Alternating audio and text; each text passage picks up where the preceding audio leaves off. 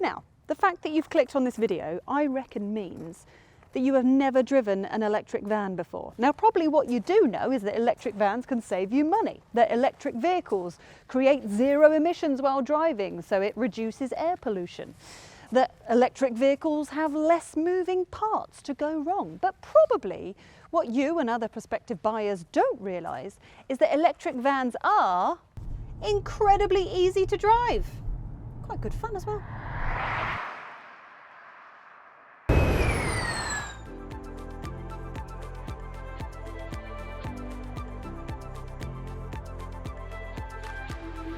First off, I'm going to start with the bits that you can't see. So there's no gearbox underneath the bonnet doing a million and one things.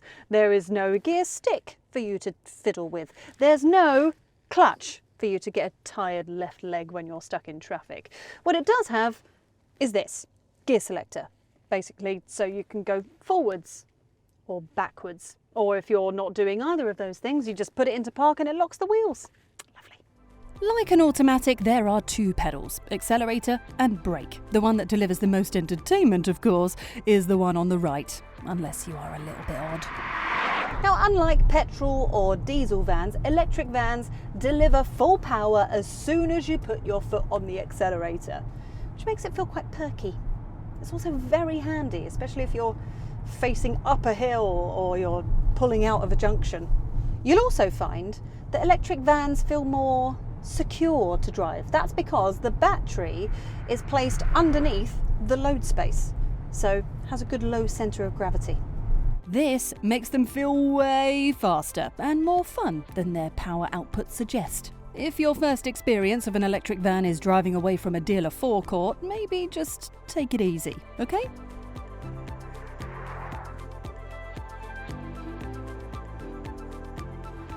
I mean, if you just want to get from A to B, that's all you need to know. It couldn't be any more easier.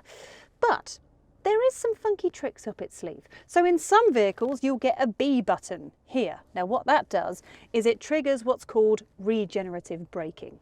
So while you're driving and you take your foot off the accelerator, it will feel like the vehicle is slowing down a lot quicker, which also means that you're going to use the brakes less and you're going to put more energy back into the battery, which is good for your range. This vehicle doesn't have that. What it does have are these flappy paddles here, and it's got different levels of regenerative braking, which is much better. So you can either have it slow down a little bit or slow down a lot, and in the long run saves you money.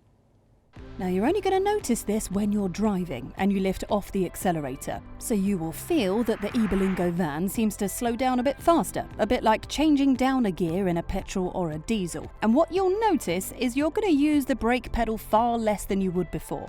The big benefit is that it's actually saving energy too, which means that you don't have to plug in as often and you're going to spend less on electricity. Right, I know it sounds a little bit complicated, but it's really not. So as soon as you slow down, the electric motor performs a bit of a party trick. So instead of putting power from the battery into the wheels, the power goes from the wheels into the battery and you get more range.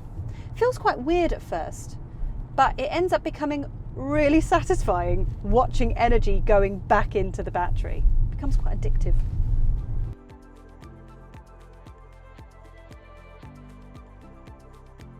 When you start the car, it will be normal. This gives a good balance between performance and efficiency, and will be the mode that you'll be using most of the time for your everyday driving. But you may want to change that occasionally though, so you can use this eco setting. So what that does is maximize the battery power by reducing the electric motor's power output and by limiting the heating and the air conditioning as well. It's all very clever. It might be useful if you're doing a longer journey and don't want to stop to charge, and it feels pretty quick enough, so it's not a real hardship. And if you need full power for overtaking, if you press the accelerator all the way down, the eBelingo van temporarily unlocks full power to make sure that you can get your manoeuvre done safely. At the opposite end of the scale is power mode. This is for when you want to have a bit of fun, and it allows maximum electric engine power output. Lovely. It makes an electric van like this eBelingo feel really perky. It does affect the efficiency though, so it's best to use it when you're not trying to stretch your range to the max. And that, folks, is what an electric van is like to drive. It's basically easier than a conventional petrol or diesel version when you want it to be, but then it also has more advanced settings so it can be more efficient or just a bit more fun. See, I told you it was easy.